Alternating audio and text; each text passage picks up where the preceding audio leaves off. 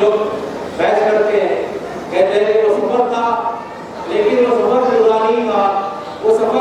تھا.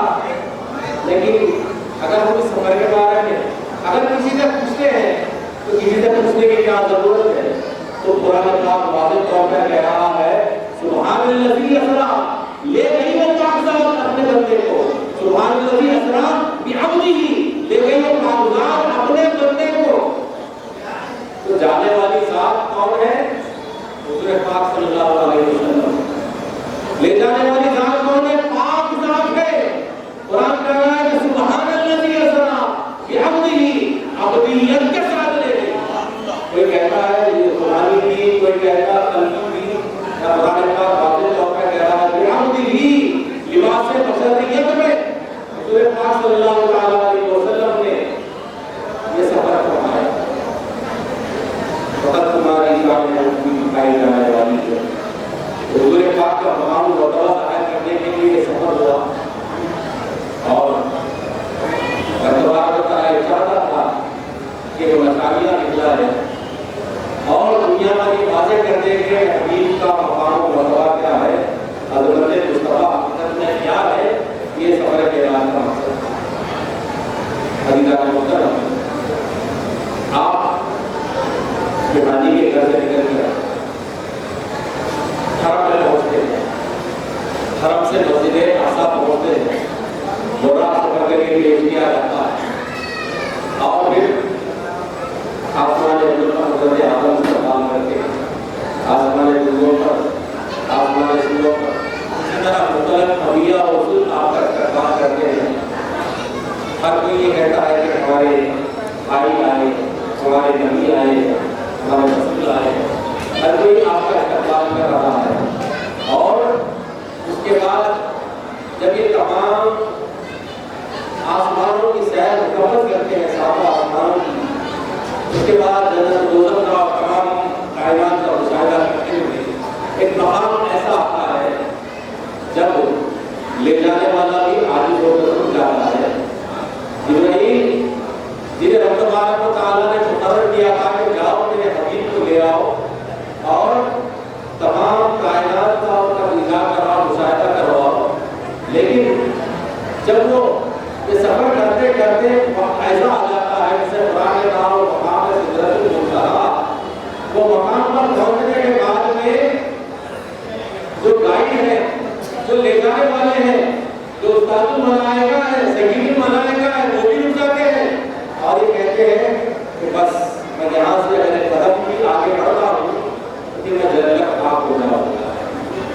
سدرہ کے پاس رک گیا حتیٰ سبیر بھی سدرہ کی آگے کے آگے درجہ عزیزان محترم. وہ سدرۃ المنتہا، وہ مقام پر جہاں پر سید الملائکہ بھی جاتے ہیں. اس کے بعد نبی پاک اپنا سفر جاری کرتے ہیں. تو آج کی یہ جو کانفرنس رکھی گئی ہے سدرۃ المنتہا کانفرنس، یہ اسی سدرہ کے نام سے، اسی مقام سدرۃ المنتہا کے نام سے پسند ہے. اللہ اپنے حبیب رحمانی کشتی جو گزشتہ کئی برسوں سے مسلسل اس کانفرنس کا اہتمام کر رہے ہیں، قابل مبارکباد ہیں.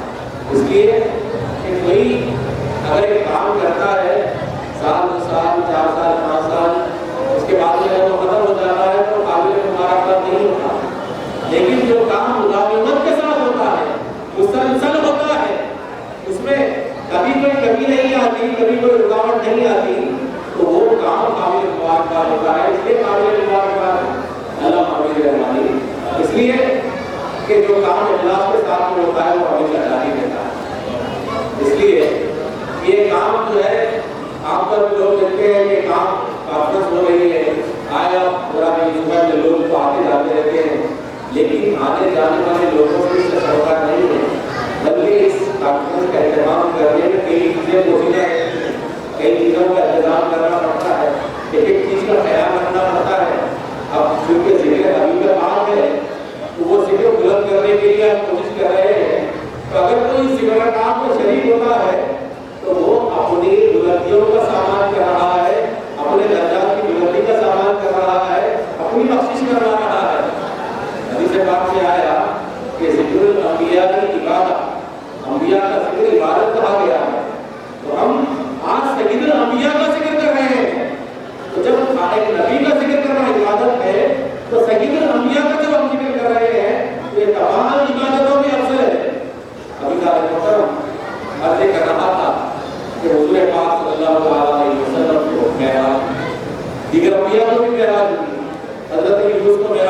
ہے مچھلی کے پیٹ میں. جب وہ مچھلی کے پیٹ میں ہوتے ہیں ان سے لفظ ہوتی ہے مچھلی کے پیٹ میں رہتے ہیں تو اس وقت حضرت یونس کو معراج ہوتی ہے. اور اسی طرح حضرت ابراہیم کو جب نمرود نے آگ میں پھینکا تھا ایک ایسی شدید آگ جس کا ہم تصور بھی نہیں کر سکتے, انہیں قریب سے آگ میں پھینکنا ناممکن تھا, اس لیے اس دور کے گنجنے گلیل بنا کر انہیں دور سے آگ میں پھینکا گیا تھا. ویسی آگ جب حضرت نمرود اس آگ میں پہنچتے ہیں تو پھر اس قرآن میں کہا گیا کہ قلنا یا نار کونی بردم و سلاما علی ابراہیم, کہ آگ حضرت ابراہیم پر ایسی ٹھنڈی ہو جا جیسے سلامتی والی ہوتی ہے. بردم و سلاما علی ابراہیم, حضرت ابراہیم کو اس آگ میں معراج ہوتی ہے. اور حضرت موسیٰ کو معراج ہوتی ہے. اب وہ معراج کیا ہے؟ عزیزان محترم, حضرت موسیٰ تبارک و تعالیٰ سے بارہا یہ مطالبہ کرتے ہیں کہ مولا میں تیرا دیدار کرنا چاہتا ہوں. حضرت موسیٰ کلیم اللہ کے نام سے مشہور ضرور ہے, اور تبارک و تعالیٰ سے بات کرتے رہتے ہیں, اپنی امت کے ایک بیان کو تبارک و تعالیٰ تک پہنچاتے رہتے ہیں, اور اپنے امتی کا ایک ایک سوال تبارک و تعالیٰ تک پہنچا کر اس کا جواب امتی تک پہنچاتے تھے. اس لیے انہیں کلیم اللہ کہا گیا. تو جب حضرت موسیٰ نے کہا کہ اے رب میں تجھ سے جب بات کر سکتا ہوں تو میں تیرا دیدار نہیں کر سکتا, میں تجھے دیکھنا چاہتا ہوں. اللہ نے کہا کہ رب یا علی میں تجھے دیکھنا چاہتا ہوں. یہ کہا گیا تبارک و تعالیٰ کا ارشاد ہوا میں کہا تو تجھے آگے نہیں دیکھ سکتے, تم مجھے نہیں دیکھ سکتے. ادھر طلب بڑھتی گئی, ادھر سے تقاضا بڑھتا گیا, ادھر سے انکار ہوتا گیا. دوسری کو یہ اللہم صلی علی سیدنا محمد وعلی آل سیدنا محمد. ادھر سے ربی عربی کا مطالبہ, ادھر سے اللہ تعالی کا جواب, ادھر سے ربی عربی کا تقاضا, ادھر سے اللہ تعالی کا جواب. جب یہ تقاضا مطالبہ بڑھتا گیا حضرت موسیٰ نے کہا کہ میں دیکھنا چاہتا ہوں. جب یہ مطالبہ بڑھا تو رب نے کہا ٹھیک ہے موسیٰ تم مجھے دیکھنا چاہتے ہو, ٹھیک ہے تو پھر تمہیں کچھ شرائط پوری کرنی ہوگی. کیا شرائط ہے؟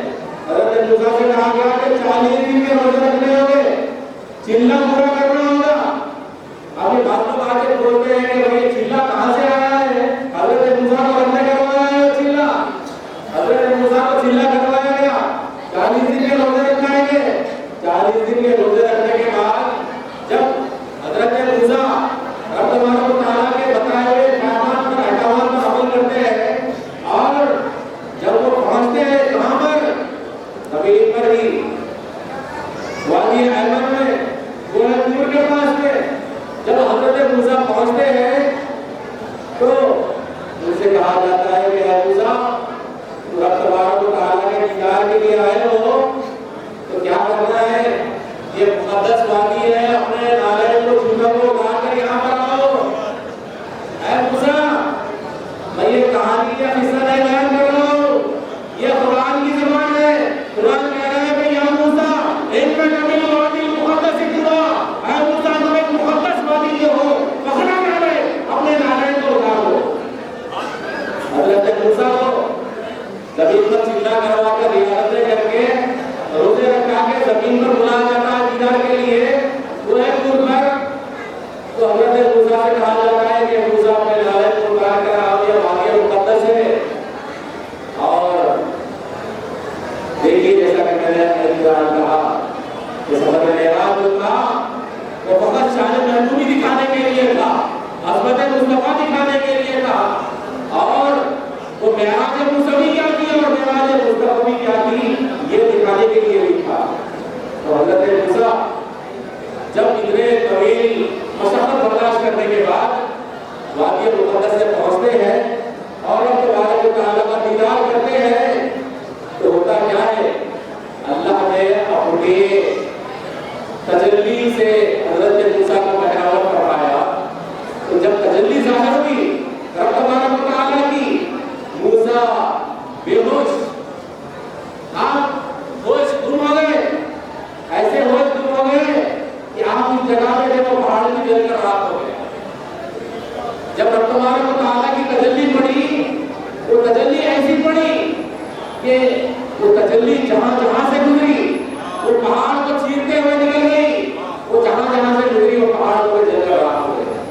عزیزان محترم، اگر اس کرشمے کو دیکھنا ہو تو آج بھی کوئی کوہ طور پر جائے اور دیکھ لے کہ کوہ طور کے آگے سے جب حضرت موسیٰ کو رب تبارک و تعالیٰ نے اپنی تجلی کا دیدار کروایا تو کوہ طور کے سامنے جو جھاڑ تھے وہ جھاڑوں کا عکس جب حضرت موسیٰ پر تجلی ظاہر ہوئی تو وہ جھاڑوں کا عکس پہاڑ پر پڑا۔ اب آپ پہاڑ کو کھودتے چلے جائیے، جہاں جہاں سے آپ کھودیں گے وہ جھاڑوں کا عکس وہ پہاڑ کا فائدہ ہوتا چلا گیا۔ آپ جہاں جہاں اس پہاڑ کو کھودیں گے وہ پہاڑ کے اندر سے وہ پتے پیڑ ٹوٹے وہ جھاڑ کے پورا عکس جو ہے وہ پہاڑ کے اندر سے آپ کو نظر آتا جائے گا۔ اگر کوئی اس کرشمے کا دیدار کرنا چاہتا ہے تو آج بھی کوہ طور کو جائے، جا کے اس پہاڑ کا مشاہدہ کرے تو آپ کو واضح ہو جائے گا کہ رب تبارک و تعالیٰ نے اپنی تجلی کا حضرت موسیٰ کو دیدار کروایا وہ کیسے تھا۔ مفسرین لکھتے ہیں حضرت موسیٰ کو اللہ نے اپنا دیدار کروایا تو اپنے ذات کی تجلی نہیں دی بلکہ اللہ نے اپنے صفت کی تجلی وہ بھی 70,000 مردوں سے گزار کر حضرت موسیٰ کو دکھلائی تو موسیٰ میں روشن ہو گئے۔ اب یہ معراج مصطفی کو دیکھیے، حضرت موسیٰ کا یہ حال ہے، زمین پر ہے، اب انہیں نارد کا اگر آنے کہا جاتا ہے، اور جب حضرت جبرائیل پیچھے رہ گئے قرب خاص میں رب کے پاس حضرت محمد مصطفیٰ صلی اللہ تعالیٰ علیہ وسلم پہنچ گئے لامکہ میں، جسے ہم لامکہ کہتے ہیں، رب تبارک و تعالیٰ سے ملاقات کا جو مقام ہے، کیونکہ رب جو ہے وہ زمین و زمان سے پاک ہے، مکین و مکان سے پاک ہے۔ اگر ہم یہ کہیں گے کہ رب کسی جگہ پر بیٹھا ہے تو پھر یہ شرک ہو جائے گا، اس لیے کہ رب زمین و زمان سے پاک ہے۔ اگر ہم یہ کہیں گے کہ رب بیٹھا ہے تو یہ شرک ہو جائے گا۔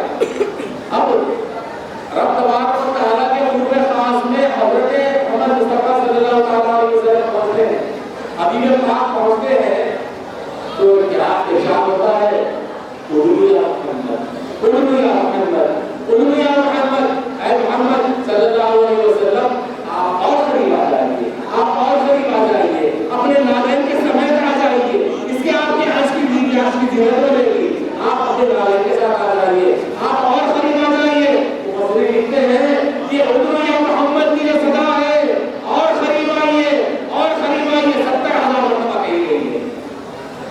پھر آپ رب تبارک و تعالیٰ سے ایسے ملاقات کرتے ہیں جیسے کہ جو کمانے کا قصد نہیں ہے۔ اللہ نے عربوں کے بالخصوص قریش کی زبان پر قرآن مجید کو نازل کیا، انہیں سمجھانا مقصود تھا اس دور کے لوگوں کو تاکہ وہ آسانی سے سمجھ سکے اور لوگوں کو سمجھا سکے۔ اس دور میں عربوں کا دستور تھا کہ 2 عرب کے قبیلوں کے جو سردار جو کبھی دشمن رہتے ان کی دشمنیاں کیسی ہوتی، عربوں کے قبیلوں کی کہ کسی ایک قبیلے کا اونٹ دوسرے قبیلے کی چراگاہ میں چلا جاتا، اگر ان کے کنویں سے پانی ملے تو دوسرے قبیلے والے ان کے قبیلے کے اونٹوں کو چرا کر دیتے، لوگوں کو بھی قتل کر دیتے۔ اب یہ سلسلہ صرف اونٹ کے پانی پینے پر ہم تو بارگیری کا چلتا رہتا تھا۔ تو اس کے بعد میں جب یہ 2 قبیلے آپس میں ملتے تھے تو دونوں قبیلوں کے سردار کیا کرتے تھے، دونوں قبیلوں کے سردار وہ لوگ تیر کمان سے چلاتے تھے تو وہ لوگ دونوں کمانوں کو آپس میں ملاتے تھے، دونوں کمانوں کے بیچ میں ایک تیر رکھ کر چلاتے تھے۔ تو ان کا یہ بتانے کا مقصد یہ ہوتا کہ یہ جو کمان ہے یہ 2 سرداروں کی ہے۔ اب یہ 2 سردار ان کے 2 کمان ہیں، اب مل چکے ہیں۔ اب ہوگا کیا، ہو گیا کیا ہے، یہ جو دشمن تھے اب دوست ہو چکے ہیں، اب یہ آپس میں مل چکے ہیں۔ کیسے مل گئے؟ قرآن پاک کہہ رہا ہے وَكَانَ قَابَ قَوْسَيْنِ أَوْ أَدْنَىٰ، رب تبارک و تعالیٰ سے حضور پاک صلی اللہ علیہ وسلم نے ایسے ملاقات کی جیسا کہ جو کمانیں آپس میں ملتی ہیں۔ قرآن کہہ رہا ہے کہ فَكَانَ قَابَ قَوْسَيْنِ أَوْ